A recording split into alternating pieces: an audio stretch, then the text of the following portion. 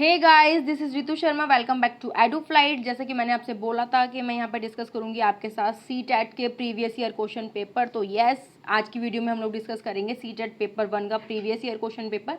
और जो first paper लिया है मैंने, ये दिसंबर 2019 का लिया है। डिटेल एक्सप्लेनेशन रहेगी यहाँ पे, आपको कोई भी डाउट नहीं रहेगा किसी भी क्वेश्चन में। अच्छे से मैं कोशिश करूँगी एक्सप्लेन करने की। और ये वीडियो सिर्फ सीटेट के लिए ही इंपॉर्टेंट नहीं है, सीटेट के साथ साथ DSSB, NVS या KVS, आप किसी भी टीचिंग एग्जाम की तैयारी कर रहे हो ना, सबके लिए इंपॉर्टेंट है। ये फर्स्ट पार्ट है वीडियो का, इसके बाद हम सीरीज़ में शुरू करते जाएंगे। एंड अगर आपने अभी तक मेरे चैनल को सब्सक्राइब नहीं किया तो प्लीज़ सब्सक्राइब कर लो, ताकि आने वाली वीडियोस की नोटिफिकेशन आपको मिलती रहेगी। और अपने फ्रेंड्स के साथ शेयर ज़रूर करना। वीडियो अच्छी लगती है तो लाइक करना, कमेंट करके बताना किसी भी क्वेश्चन में प्रॉब्लम है तो। शुरू करते हैं फटाफट से क्वेश्चन पेपर को। ये क्वेश्चन पेपर 1 है जो आपका दिसंबर 2019 में पेपर हुआ था सीटेट का, उसका। तो शुरू करते हैं। फर्स्ट क्वेश्चन देखो भाई, क्या बोल रहा है। The most critical period of acquisition and development of language is, मतलब भाषा के अर्जन एवं विकास के लिए सर्वाधिक संवेदनशील अवधि कौन सी है। मतलब कौन सी एज में या किस पीरियड में जो बच्चा है ना वो बहुत ज़्यादा सेंसिटिव होता है लैंग्वेज के लिए और बहुत जल्दी एक्वायर करता है उस टाइम पे लैंग्वेज को। क्वेश्चन का मतलब ये है। ओके, तो ऑप्शंस क्या क्या है हमारे पास। Prenatal period, early childhood, middle childhood या फिर अडोलेसेंस। हिंदी में ऑप्शंस को देखते हैं। जन्म पूर्व अवधि, प्रारंभिक बाल्यावस्था, मध्य बाल्यावस्था या किशोरा अवस्था। ओके, तो ये हमारे ऑप्शन है और आपको बताना है। देखो यहाँ पे आप कॉमन सेंस भी लगा सकते हो कि किस एज में जो बच्चा है किस पीरियड में जल्दी से एक्वायर करता है लैंग्वेज को। तो खुद से बताओ भाई, क्या प्री नेटल पीरियड मतलब जब वो पैदा नहीं हुआ, क्या तब से वो उसको लैंग्वेज आती है? ऐसा नहीं होता है ना। फिर अर्ली चाइल्डहुड देखते हैं ये ऑप्शन है या नहीं, मिडिल चाइल्डहुड या फिर अडोलेसेंस। इन चारों में से कौन सा हमारा ऑप्शन है। तो जो बच्चा है ना बहुत ज़्यादा सेंसिटिव होता है लैंग्वेज के लिए, बहुत जल्दी एक्वायर करता है लैंग्वेज को, कब? अर्ली चाइल्डहुड में। जब उसका अर्ली चाइल्डहुड होता है, मतलब बच्चा जब पैदा होता है 1-2 साल का, 3 साल का, तब वो अपने आसपास के लोगों को ना लैंग्वेज बोलते हुए देखता है और वो बहुत जल्दी लैंग्वेज को क्या कर लेता है, एक्वायर कर लेता है। तो इसका राइट आंसर क्या हो गया, प्रारंभिक बाल्य अवस्था। तो बहुत इजी क्वेश्चन था ये, आई होप आप सबको पहले से पता होगा। तो हमारा राइट आंसर क्या हो गया, अर्ली चाइल्डहुड। तभी बच्चा बहुत अच्छे से एक्वायर करता है। अब ये मत सोचना कि जब हम बड़े होते हैं तब हम ज़्यादा अच्छे से सीखते, तो कभी मिडिल चाइल्डहुड या अडोलेसेंस लगा दो। ओके, तो हमारा आंसर क्या हो गया, अर्ली चाइल्डहुड। नेक्स्ट क्वेश्चन देखते हैं। Which of the following is a state of moral development proposed by Lawrence Kohlberg? मतलब निम्नलिखित में से कौन सी लॉरेंस कोलबर्ग के द्वारा प्रस्तावित नैतिक विकास की एक अवस्था है। तो जो लॉरेंस कोलबर्ग है, आपने बीएड में भी पढ़ा होगा, इन्होंने क्या दिया था, मॉरल डेवलपमेंट की स्टेजेस दी थी। 3 लेवल्स थे उनके अंदर, सबके अंदर 2-2 स्टेजेस थी, तो 6 स्टेजेस दी थी। अब हमें उसमें से क्या करना है, एक ऑप्शन यहाँ से चूज करना है। तो ऑप्शंस क्या क्या है हमारे पास, latency stage, concrete operational stage. तो देखो अगर आपने बीएड में पियाजे को पढ़ा है ना, तो एक ऑप्शन तो हमारा ये वाला यहाँ से डिलीट ही हो गया।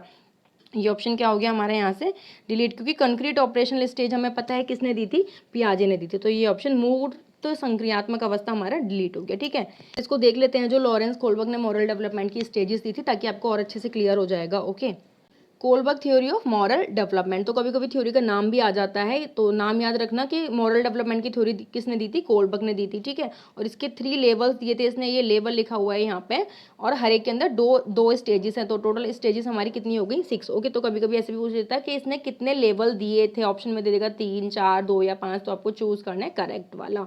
तो फटाफट से देखते हैं इसने क्या बोला था। ये पिक थोड़ी ब्लर है तो प्लीज़ मैनेज करने की कोशिश करना, अदरवाइज मैं इसका लिंक प्रोवाइड करा दूंगी आपको डिस्क्रिप्शन बॉक्स में। देखो ये क्या बोल रहा है यहाँ पे कि जो इसने फर्स्ट स्टेज दी थी ना, फर्स्ट लेवल दिया था, इसका नाम था प्री कन्वेंशनल लेवल। क्या नाम है इसका, प्री कन्वेंशनल मोरालिटी लेवल। ये क्या है आपका, लेवल 1 है। इसके अंदर ये 2 स्टेजेस हैं। अब फर्स्ट स्टेज क्या बोलती है, ऑबिडेंस एंड पनिशमेंट। मतलब बच्चा कोई काम करता है पनिशमेंट के कारण, कि वो काम कर रहा है कहीं उसको पनिशमेंट ना मिल जाए, इस डर से वो कोई काम, गलत काम नहीं करना चाहता। ठीक है, उसको पता है कि पनिशमेंट मिलेगी, या फिर वो कोई अच्छा काम करता है कि मुझे रिवॉर्ड मिलेगा। ठीक है, तो पनिशमेंट के डर से वो कोई काम नहीं करता। तो ये हमारा फर्स्ट स्टेज हो गया। इसका सेकेंड स्टेज का नाम क्या है यहाँ पे, ईगोइस्टिक ओरिएंटेशन। यहाँ पे मतलब क्या होता है, टिट फॉर टैट वाली स्टेज होती है ये। एक बच्चा कोई काम तभी करना चाहता है जब आप उसके लिए क्या करोगे, आप भी उसके लिए काम करोगे। मतलब एक एग्जाम्पल था, जैसे कि अगर एक बच्चा बोल रहा है कि मैंने कल तुम्हें चॉकलेट दी थी, तुम भी मुझे आज दो क्योंकि मैंने तुम्हें कल दी थी, तो ये क्या हो गया, ईगोइस्टिक हो गया। इसको, इस स्टेज का एक और नाम है इंस्ट्रूमेंटल स्टेज। तो ये फर्स्ट स्टेज हो गई आपकी पनिशमेंट वाली, सेकेंड स्टेज हो गई आपकी टिट फॉर टैट वाली। ओके, तो इसकी थर्ड स्टेज क्या है, गुड बॉय गुड गर्ल। मतलब आपको क्या करना है, सोसाइटी के सामने ना बच्चे यहाँ पे अब थोड़े और बड़े हो गए, अभी यहाँ पे बच्चे ना सोसाइटी के सामने अच्छा बन के दिखा रहे हैं। वो कोई काम इसलिए कर रहे हैं ताकि वो सोसाइटी के अंदर उनकी इमेज क्या रहे, अच्छी रहे। तो ये हो गई हमारी स्टेज 3। और स्टेज 4 क्या है हमारी, orientation to maintain social order. क्या है ये, orientation to maintain social order. तो ये हो गई हमारी 4th स्टेज, ठीक है। और ये स्टेज जो है ना एज वाइज है, यहाँ पे अभी बच्चा छोटा है, फिर थोड़ा और बड़ा हो गया, ये अभी प्री स्कूल है, फिर यहाँ पे बच्चा स्कूल जाने लगा आपका 3rd और 4th स्टेज में। ये बहुत पूछी जाती है, गुड बॉय गुड गर्ल वाली, ये स्टेज 3rd है, ये ध्यान रखना, ओके। और जो 2nd लेवल है उसका नाम होता है कन्वेंशनल लेवल। मतलब यहाँ पे मॉरलिटी आना शुरू हो जाती है बच्चों के अंदर। नेक्स्ट है पोस्ट कन्वेंशनल मोरालिटी लेवल। अब इसमें जो स्टेज 5 होती है ये होती है orientation to interpersonal commitment and social contracts. मतलब कि आप ये देखते हो कि हमारे इंटरपर्सनल रिलेशनशिप कैसे हैं, आप कुछ भी करने को तैयार हो जाते हो अगर आपकी वो जो बात है या आपकी मन की फीलिंग है वो क्या है, सही है, ओके। तो स्टेज 5 हो गई। और स्टेज 6 क्या बोलती है, ओरिएंटेशन टू प्रिंसिपल। यहाँ पे ना मोरालिटी की बात सबसे ज़्यादा आ जाती है, जजमेंट एक आ जाती है, इक्वालिटी की बात आ जाती है। जब इंसान अपने मन की बात सुनने लगता है तो ऐसे क्वेश्चन कभी कभी आ जाते हैं। तो आई होप थोड़ा सा क्लियर हुआ होगा। यहाँ पे हम क्योंकि क्वेश्चन आंसर डिस्कस कर रहे हैं तो मैं डिटेल में डिस्क्राइब नहीं करी, अलग से मैं इसके लिए एक वीडियो बना दूंगी मॉरल डेवलपमेंट की आपकी, वहाँ पे और अच्छे से क्लियर हो जाएगा आपको। तो फटाफट से अपने क्वेश्चन की तरफ चलते हैं। तो एक बार फिर से ऑप्शंस को देखते हैं। देखो हमारे ऑप्शंस क्या क्या हैं यहाँ पे। लेटेंसी स्टेज, तो ऐसी हमने कोई स्टेज नहीं पढ़ी भाई। कॉन्क्रीट ऑपरेशनल स्टेज हमने पहले ही कट कर दिया था। फिर इंडस्ट्री वर्सेस इंफीरियरिटी, ऐसी भी हमने कोई स्टेज नहीं पढ़ी। तो हमारा करेक्ट ऑप्शन क्या हो गया, सोशल कॉन्ट्रैक्ट ओरिएंटेशन। ये हमारा क्या हो गया, करेक्ट आंसर हो गया, यानी कि सामाजिक अनुबंधन अभिविन्यास, ये हमारा आंसर हो गया, ठीक है। ये 4th स्टेज हमने पढ़ी थी ना मॉरल डेवलपमेंट की, तो हमारा 2nd आंसर करेक्ट है, ओके। नेक्स्ट क्वेश्चन पढ़ते हैं। During classroom discussion a teacher often pays more attention to boys than girls, this is an example of. मतलब कक्षा में परिचर्चा के दौरान एक शिक्षक प्राय लड़कियों की तुलना में लड़कों पर अधिक ध्यान देता है, ये किसका उदाहरण है। तो ऑप्शंस क्या क्या है हमारे, जेंडर वाइज का एग्जाम्पल है ये, या फिर जेंडर आइडेंटिटी, जेंडर रिलेवेंस, या फिर जेंडर कंसिस्टेंसी। तो अब आप कॉमन सेंस यूज करके बता सकते हो इसका आंसर क्या होगा। जब एक टीचर लड़कियों से ज्यादा लड़कों पर ध्यान दे रहा है, इसका मतलब हमें साफ समझ में आ रहा है वो क्या कर रहा है, जेंडर बाइजनेस कर रहा है। तो इसका ऑप्शन क्या हो गया हमारा, जेंडर बाइज या फिर जेंडर पक्षपात, ओके। तो नेक्स्ट क्वेश्चन की तरफ चलते हैं। 4th क्वेश्चन क्या बोल रहा है, Which of the following is an effective strategy to reduce children's gender stereotyping and gender role conformity। मतलब बच्चों में जेंडर रूढ़िवाद एवं जेंडर भूमिका अनुरूपता को कम करने के लिए निम्नलिखित में से कौन सी पद्धति प्रभावशाली है। And options are discussion about the gender wise emphasizing gender specific roles, gender segregated play roles और जेंडर सेग्रीगेटेड सिटिंग अरेंजमेंट। अब आप खुद से सोचो यहाँ पे कि अगर एम्फेसाइज करोगे आप जेंडर स्पेसिफिक रोल पे, कि मतलब लड़कियों को आप बताओगे कि आपको ये काम करना है, लड़कियों वाले ज़्यादा हार्ड वर्क नहीं करना है, कि लाइक चेयर्स को इधर उधर कर दिया स्कूल में से, ठीक है, शिफ्ट कर दिया, तो ये क्या हो रहा है, क्या इससे जेंडर वाइज कम हो रहा है, नहीं हो रहा ना। तो ये हमारा करेक्ट ऑप्शन नहीं होगा। नेक्स्ट देखते हैं, जेंडर सेग्रीगेटेड प्ले ग्रुप्स, मतलब आपने लड़कियों का ग्रुप अलग बना दिया, लड़कों का अलग बना दिया और वो अलग अलग खेल रहे हैं, ठीक है। तो क्या इससे जेंडर वाइजनेस कम होगा भाई, नहीं होगा ना, definitely. 4th option is gender segregated sitting arrangement, मतलब लड़कियों की को अलग रो में बिठा दिया और लड़कों को अलग रो में बिठा दिया, तो इससे भी हमारा जेंडर वाइजनेस जो है वो कम नहीं होगी, बच्चों के अंदर से जेंडर स्टेरियोटाइपिंग कम नहीं होगी। तो अब हमारा राइट ऑप्शन कौन सा बचा भाई, डिस्कशन अबाउट जेंडर, यानी कि जेंडर पक्षपात के बारे में परिचर्चा। अब जितना ज़्यादा बच्चों से डिस्कस करोगे इसके बारे में कि हमें ये नहीं करना है, जेंडर बाइजनेस या जेंडर स्टेरियोटाइप नहीं बनना है, उतना ज़्यादा बच्चों के अंदर क्या होगा, इसके अंदर के लिए अवेयरनेस आएगी, ओके। तो हमारा करेक्ट ऑप्शन क्या होगा, discussion about gender bias. Next question देखते हैं, question number 5th। Which of the following theorists, while viewing children as an active seeker of knowledge, emphasize the influence of social and cultural contents of their thinking? मतलब कौन से मनोवैज्ञानिक ने बोला कि बच्चों को ज्ञान के सक्रिय जिज्ञासु के रूप में देखते हुए उनके चिंतन पर सामाजिक एवं सांस्कृतिक विषय वस्तुओं के प्रभाव पर महत्व दिया। कौन से थ्योरिस्ट ने यहाँ पे, तो ऑप्शंस क्या क्या हमारे पास, जॉन बी वॉस्टन, लेव वायस्की, जीन पियाजे या फिर लॉरेंस कोलबर्ग, ओके। तो यहाँ पे देखो जीन पियाजे जो हैं, तो लॉरेंस कोलबर्ग ने तो क्या दिया था, मॉरल डेवलपमेंट थ्योरी दी थी, राइट। तो यहाँ पे ये सोशल डेवलपमेंट थ्योरी का कोई लेना देना नहीं है। जीन पियाजे ने बोला था कि बच्चे ना खुद से कंस्ट्रक्ट करते हैं अपनी नॉलेज को, ओके। लेकिन लेव वायोस्की ये मानते थे कि जो कल्चर होता है ना, हमारा जो सोसाइटी होती है, उसका बहुत ज़्यादा इम्पैक्ट पड़ता है हमारी थिंकिंग के ऊपर। बच्चा जिस एनवायरनमेंट में रहता है वैसा ही वो सीखता है। तो इनकी थ्योरी का नाम क्या है? सोशियो कल्चरल थ्योरी भी इनकी थ्योरी का नाम है। ये नोट बनाते जाना साथ में। लेव वायोस्की की थ्योरी का नाम क्या है? Socio cultural theory. और जीन पियाजे की थ्योरी का नाम क्या है? Cognitive development theory. तो हमारा राइट ऑप्शन क्या हो गया भाई? लेव वायोस्की ने ये थ्योरी बोली थी कि बच्चा के ऊपर जो है इन्फ्लुएंस पड़ता है सोशल एंड कल्चरल कंटेक्स्ट का। ओके, तो हमारा राइट आंसर हो गया 2, लेव वायोस्की। नेक्स्ट क्वेश्चन देखते हैं। Question number 6, while working on a jigsaw puzzle, 5 years old Nazma says to herself, where is the blue piece? मतलब नज़मा अपने आप से ही बात कर रही है कि ब्लू पीस किधर है? No not this one, darker one that would go here. उसने देखा लाइट वाला, उसने कहा नहीं नहीं ये वाला नहीं, डार्क वाला चाहिए। This kind of talk is referred by Vygotsky S. तो बायोस्की ने इस टॉक को किस नाम से पुकारा है? मतलब जिग्सो खेल रही है एक 5 वर्ष की लड़की और वो अपने आप से बात करी कि नीला टुकड़ा कहाँ पे है? नहीं नहीं ये वाला नहीं, गाढ़े रंग वाला चाहिए। तो इसको बायोस्की ने क्या कहकर संबोधित किया है? तो हमारे पास देखो ऑप्शन क्या है, इसको भी आप कॉमन सेंस से कर सकते हैं, बहुत ईजी क्वेश्चन है। Private speech, talk allowed, scarf folding, या फिर ईगोसेंट्रिक स्पीच। हिंदी में देखते हैं, व्यक्तिगत वार्ता, जोर से बोलना, पाड़ या ढांचा, या फिर आत्म केंद्रित वार्ता। ओके, तो जो हमारा राइट आंसर है, देखो पता चल गया होगा आपको, इसका आंसर क्या है? Private speech. वो क्या कर रही है? खुद से ही बात कर रही है ना, व्यक्तिगत वार्ता, अपने आप में ही बात करी। तो वाइगोस्की ने इसको नाम क्या दिया है? Private speech. और ये जो ईगोसेंट्रिक स्पीच वाला कॉन्सेप्ट था ना, ये हमारा प्याजे ने दिया है। अगर यहाँ पे प्याजे से रिलेटेड क्वेश्चन होता है या यहाँ पे वाइगोस्की की जगह प्याजे का नाम होता ना, तो हम ईगोसेंट्रिक स्पीच हमारा आंसर चूज करते। लेकिन क्योंकि यहाँ पे वाइगोस्की बोले तो वाइगोस्की ने ईगोसेंट्रिक का कोई कॉन्सेप्ट नहीं दिया, किसका दिया है? प्राइवेट स्पीच का कॉन्सेप्ट दिया है उन्होंने। तो ये चीज ध्यान रखना, प्राइवेट स्पीच हो ऑप्शन में या फिर सेल्फ टॉक जैसा कोई ऑप्शन हो ऑप्शंस में, तो उसको चूज करना। ओके, नेक्स्ट क्वेश्चन देखते हैं। 7th, giving cues to children and offering support as and when needed is an example of। मतलब जब बच्चों को सपोर्ट चाहिए तब बड़े लोग जो हैं उनको क्या कर रहे हैं? सपोर्ट प्रोवाइड करा रहे हैं। तो ये किस चीज का उदाहरण है? ओके, तो ये बहुत इंपॉर्टेंट क्वेश्चन है क्योंकि बहुत बार रिपीट करता है ये। तो इसको पहले समझ लेते हैं एक बार, फिर देखते हैं। वाइगोस्की की जो सोशियो कल्चरल थ्योरी थी ना, उसी से रिलेटेड है वो क्वेश्चन। तो इसको देखते हैं एक बार। देखो, वाइगोस्की ने कॉन्सेप्ट दिया था जोन ऑफ प्रॉक्सिमल डेवलपमेंट का। किसका दिया था concept? Zone of proximal development का।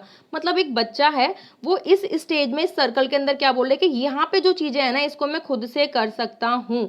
ओके, लेकिन I can do these with, अब ये ऊपर वाला लेवल है ना, इन चीजों को भी मैं कर सकता हूँ कब? अगर मुझे किसी की हेल्प मिल जाए तो। मतलब ये जो सर्कल है ग्रीन वाला, इसके अंदर जो चीजें हैं ना, ये उसके रीच में है, इन चीजों को वो खुद से कर सकता है। लेकिन ये उसके थोड़ा आगे आ गई, लेकिन ऐसा नहीं कि वो इन चीजों को कर नहीं सकता, वो कर सकता है, पर अगर उसे थोड़ा सा क्या चाहिए? गाइडेंस चाहिए, थोड़ी सी किसी की हेल्प चाहिए। ठीक है, और ये भी आ जाता है क्वेश्चन। तो इसको हम क्या बोलते हैं? Zone of proximal development. के बच्चा कोई चीज खुद नहीं कर पाता लेकिन किसी की हेल्प से कर लेता है, तो उसको क्या बोलते हैं हम? Zone of proximal development. तो इसको नोट कर लेना, बहुत इंपॉर्टेंट क्वेश्चन है ये, बहुत बार आया एग्जाम में। ठीक है, लेकिन ये जो थर्ड वाला आउटर सर्कल है, ये उसकी रीच से बाहर होता है, ये उसकी कैपेसिटी के अंदर नहीं आता है, वो उसको किसी की हेल्प के साथ भी नहीं कर सकता। तो मेन क्या है यहाँ पे? हमारा जोन ऑफ प्रॉक्सिमल डेवलपमेंट, जिसको वो किसी की हेल्प से जिन चीजों को वो कर सकता है। ओके, तो ये किसने दिया था? वाइगोस्की ने दिया था। ओके, लेकिन हमारा क्वेश्चन तो ये नहीं था ना। देखो यहाँ पे क्या होता है, एक स्टूडेंट है, वो कोई काम इंडिपेंडेंटली कर सकता है। ओके, लेकिन अगर उसको किसी की हेल्प मिल जाए, वो किसके अंदर रहता है? जोन ऑफ प्रॉक्सिमल डेवलपमेंट के अंदर आ जाता है। राइट, तो जो अब हेल्प प्रोवाइड कराएगा, गाइड प्रोवाइड कराएगा जोन ऑफ प्रॉक्सिमल डेवलपमेंट के अंदर उसको अचीव करने के लिए, उसको हम बोलते हैं मोर नॉलेजेबल अदर। मतलब एक ऐसा पर्सन जिसको उससे ज्यादा नॉलेज है उस बच्चे से, तभी तो भाई गाइडेंस प्रोवाइड कराएगा ना। जितना उस स्टूडेंट को आता था उसने खुद कर लिया, अब जो इसको नहीं आता, जो वो किसी की हेल्प से करना चाहता है, दैट मीन्स वो पर्सन ऐसा होना चाहिए जिसको उस स्टूडेंट से उससे ज्यादा पता हो उस चीज के बारे में। तो ये भी क्वेश्चन आ जाता है। तो इसका मतलब क्या हो गया? मोर नॉलेजेबल अदर जो है हेल्प प्रोवाइड कराता है कब? एक स्टूडेंट को कवर करने में जोन ऑफ प्रॉक्सिमल डेवलपमेंट को। और जो सर्विस वो प्रोवाइड कराता है, जो हेल्प वो प्रोवाइड कराता है, जो गाइडेंस वो प्रोवाइड कराता है, उसको हम क्या बोलते हैं? Scarf holding. क्या बोलते हैं उसको? हम स्कार्फ होल्डिंग। ये चीज ध्यान रखना। ओके, तो दो चीजें देखी हमने यहाँ पे, जोन ऑफ प्रॉक्सिमल डेवलपमेंट क्या है, वो लेवल जो वो किसी की हेल्प के साथ कर सकता है, लेकिन जो दूसरा पर्सन जो मोर नॉलेजेबल अदर है, MKO मोर नॉलेजेबल अदर, वो क्या कर रहा है, उसको जो सर्विस प्रोवाइड करा रहा है, गाइडेंस प्रोवाइड करा रहा है, उसको हम क्या बोलते हैं, स्काफ होल्डिंग बोलते हैं। तो आई थिंक अब जब आप ऑप्शंस को देखोगे ना तो आपको आंसर क्लियर हो जाएगा अपना। Given cues to children and offering support, तो जो सपोर्ट प्रोवाइड कराया जा रहा है जब जरूरत है तो उसको हम क्या बोलते हैं, स्काफ होल्डिंग बोलते हैं। क्या बोलते हैं, स्काफ होल्डिंग या फिर पाड़ या फिर ढांचा बोलते हैं कि आप गाइडेंस प्रोवाइड करा रहे हो। अगर इसी क्वेश्चन में जोन ऑफ प्रॉक्सिमल डेवलपमेंट होता है ना ऑप्शन में, तो वो हमारा आंसर नहीं होता, क्योंकि जो जोन ऑफ प्रॉक्सिमल डेवलपमेंट होता है वो लेवल होता है जो बच्चा किसी की हेल्प से अचीव कर सकता है, लेकिन जो क्यूज या सपोर्ट प्रोवाइड कराया जा रहा है उसको हम क्या बोलते हैं, स्काफ होल्डिंग बोलते हैं। ओके, तो प्लीज कंफ्यूज मत होना इस क्वेश्चन के अंदर। क्वेश्चन नंबर 8 देखते हैं, Which of the following behavior characterize the concrete operational stage as proposed by Jean पियाजे। तो जीन पियाजे ने जो स्टेजेस दी हैं डेवलपमेंट की, उसके अंदर एक स्टेज है आपकी कॉन्क्रीट ऑपरेशनल स्टेज, यानी कि मूर्त संक्रियात्मक अवस्था। इसके अंदर ये इन चारों ऑप्शन में से कौन सा फिट बैठता है, देखो, हाइपोथेटिक डिडक्शन रीजनिंग या फिर कंजर्वेशन या फिर डेफर्ड इमिटेशन या फिर मेक बिलीव प्ले, तो इनमें से कौन सा फिट बैठता है। तो इसके लिए हमें क्या करना पड़ेगा, पियाजे की थ्योरी को थोड़ा सा रिवाइज करना पड़ेगा। Piaget's theory of cognitive development, यानी कि पियाजे ने जो थ्योरी दी थी उसका नाम क्या था, थ्योरी ऑफ कॉग्निटिव डेवलपमेंट, ये चीज ध्यान रखना। और 4 स्टेजेस दी थी इन्होंने अपनी थ्योरी में, वो स्टेजेस कौन सी हैं, देखो, फर्स्ट स्टेज दी थी इन्होंने सेंसरी मोटर, फर्स्ट स्टेज कौन सी दी थी, सेंसरी मोटर, और ये कब तक के बच्चों के लिए, नियरली 2 ईयर्स के बच्चों के लिए। तो ये एज भी कभी पूछ लेते हैं, जो सेंसरी मोटर है वो स्टेज कब तक रहती है आपकी, 2 ईयर्स तक रहती है। उसके बाद बच्चा एंटर कर जाता है किसमें, प्री ऑपरेशनल स्टेज में, और इसकी एज क्या है, 2 to 6 ईयर। फिर 7 to 11 ईयर जो है नियर अबाउट बच्चा रहता है कॉन्क्रीट ऑपरेशनल स्टेज के अंदर, एंड 12th या उसके अडल्टहुड में वो जो बच्चा है वो कब रहता, किस स्टेज में रहता है, फॉर्मल ऑपरेशनल स्टेज में रहता है। देखो, सेंसरी मोटर स्टेज में ना बच्चा 2 साल का है, तो वो आपको पता होना चाहिए, एक कॉमन सेंस होता है, 2 साल में वो क्या कर पाएगा भाई, अपने सेंसेस के थ्रू काम करता है, देख सकता है, हाथ को अपने मुंह में ले जाएगा या फिर फील कर सकता है किसी चीज को, है ना। तो 2 साल के स्टेज में उसके अंदर क्या होती है, ऑब्जेक्ट परमानेंस आ जाती है। ये क्वेश्चन भी बहुत बार आता है कि ऑब्जेक्ट परमानेंस किस स्टेज में आती है पियाजे की, तो वो कब आ जाती है, सेंसरी मोटर स्टेज में ही आ जाती है।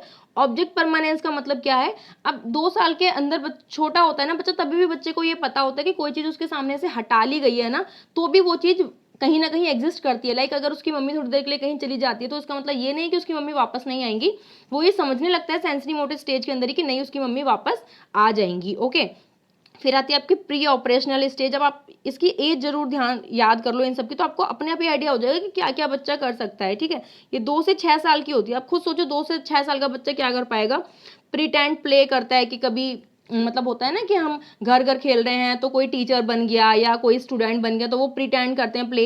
ईगो सेंट्रिज्म होता है, मतलब जो बच्चा सोचता है ना वो बोलता है वही सही है, उसी के पॉइंट, अपने पॉइंट ऑफ व्यू से ही सोचता है वो।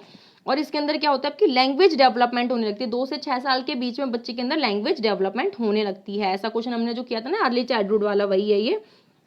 फिर आती है आपकी कॉन्क्रीट ऑपरेशनल स्टेज। इसके अंदर बच्चे के अंदर क्या रहता है, कंजर्वेशन आ जाता है। ठीक है, मैथमेटिकल रीजनिंग वो थोड़ी थोड़ी करने लगता है 7 to 11 ईयर्स में। फिर नेक्स्ट है आपकी फॉर्मल ऑपरेशनल स्टेज।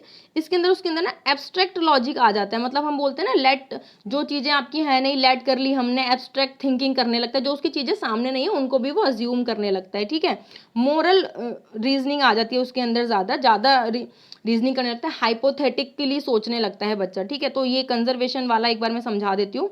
देखो, कंजर्वेशन स्टेज में क्या होता है, जब बच्चा प्री ऑपरेशनल स्टेज में होता है तब उसके अंदर कंजर्वेशन नहीं आता।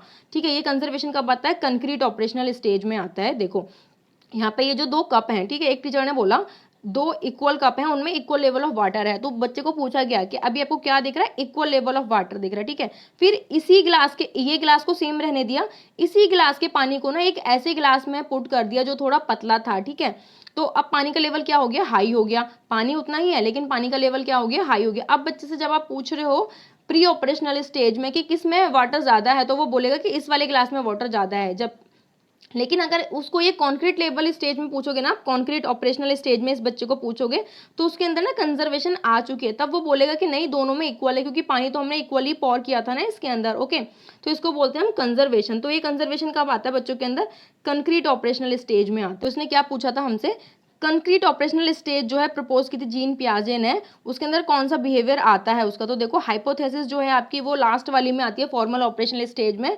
लेकिन जो कंजर्वेशन है आपकी ये आ जाती है आपकी किसमें, कंक्रीट ऑपरेशनल स्टेज में ही ये कंजर्वेशन आपकी आ जाती है जो अभी हमने देखा। और जो मेक बिलीव प्ले है ना ये आपका कब आता है, आपका सेंसरी मोटर में ही आ जाता है। ओके, और डेफर्ड इमिटेशन बच्चा ये भी ऑब्जेक्ट परमानेंस भी अभी हमने पढ़ा था, ये किस में आ जाती है आपकी सेंसरी मोटर स्टेज में आ जाती है। तो जितने भी चारों पांच ऑप्शंस होते हैं ना सबको सोचा करो कि इनका आंसर और क्या हो सकता है, ठीक है। तो और ज्यादा देखो यहीं से हमारे 3-4 क्वेश्चन हो गए यहाँ पे क्लियर कि जो ऑब्जेक्ट परमानेंस आपकी कब आती है, सेंसरी मोटर स्टेज में आती है। मेक बिलीव प्ले भी कब आता है, सेंसरी मोटर में आता है। और हाइपोथेटिक डिडक्शन रीजनिंग कब आती है आपकी, फॉर्मल स्टेज में आती है। ओके, फॉर्मल ऑपरेशनल स्टेज में आती है। तो हमारा आंसर क्या हो गया, concrete operational stage. Okay, next question देखते हैं।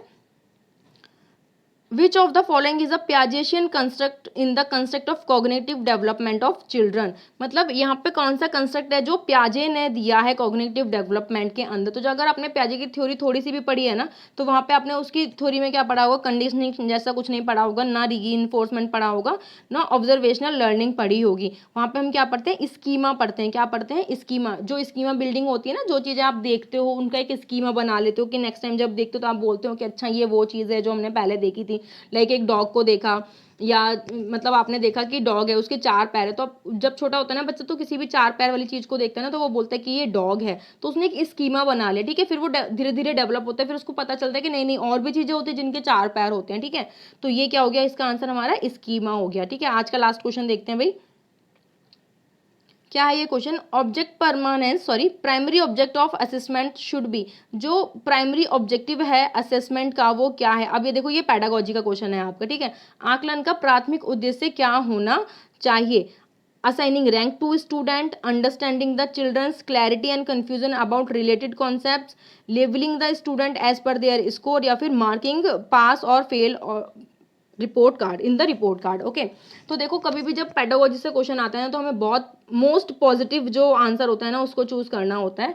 तो क्या असेसमेंट का जो ऑब्जेक्टिव होता है सिर्फ ये होता है कि रैंक असाइन करना या फिर लेवल करना है स्टूडेंट को कि उनका फर्स्ट आया या सेकंड आया या फिर उसको बताना पास या फेल, नहीं। असेसमेंट का ये रीजन नहीं होते हैं। असेसमेंट का रीजन क्या होता है, understanding the children's clarity and confusion about related concept, मतलब अंडरस्टैंडिंग करना कि बच्चों को किस चीज में कंफ्यूजन है, क्या चीज उसको क्लियर है, ताकि उसके कॉन्सेप्ट को क्या जाए, क्लियर किया जाए। ओके, तो हमारा क्या हो गया राइट आंसर क्वेश्चन नंबर 2, मतलब संबंधित अवधारणाओं के बारे में बच्चों की स्पष्टता तथा भ्रांतियों को समझना कि मतलब उनको किस चीज में कंफ्यूजन है या क्या है। तो ये थे आज के 10 क्वेश्चन। नेक्स्ट क्लास में फिर से 10 क्वेश्चन डिस्कस करेंगे। अच्छा, ये पेपर 1 था, इसके बाद जो वीडियो आएगी आपकी वो पेपर 2 के लिए आएगी। तो अगर आपने दोनों पेपर फिल किए तो आप देख सकते हैं, या फिर पेडागोजी के लिए तो आप दोनों पेपर देखते रहिए जो भी मेरी वीडियोस आ रही है, क्योंकि ऐसा नहीं है जो पेपर 1 में क्वेश्चन आते हैं वो पेपर 2 में नहीं आते, सीडीपी के क्वेश्चन मिक्स होते हैं, दोनों में ही आ जाते हैं। ओके, तो दोनों ही वीडियोस आपके लिए बहुत इंपॉर्टेंट है। अगर वीडियो अच्छी लगी तो प्लीज वीडियो को लाइक करना मत भूलना, सब्सक्राइब कर लेना अगर आपने अभी तक सब्सक्राइब नहीं किया है, क्योंकि बहुत इंपॉर्टेंट रहने वाले हैं आगे भी जो भी वीडियोज आएंगी। तो एंड अपने फ्रेंड्स के साथ शेयर जरूर करना। तो thank you for watching the video, मिलते हैं नेक्स्ट वीडियो में, तब तक के लिए bye bye, take care, all the best.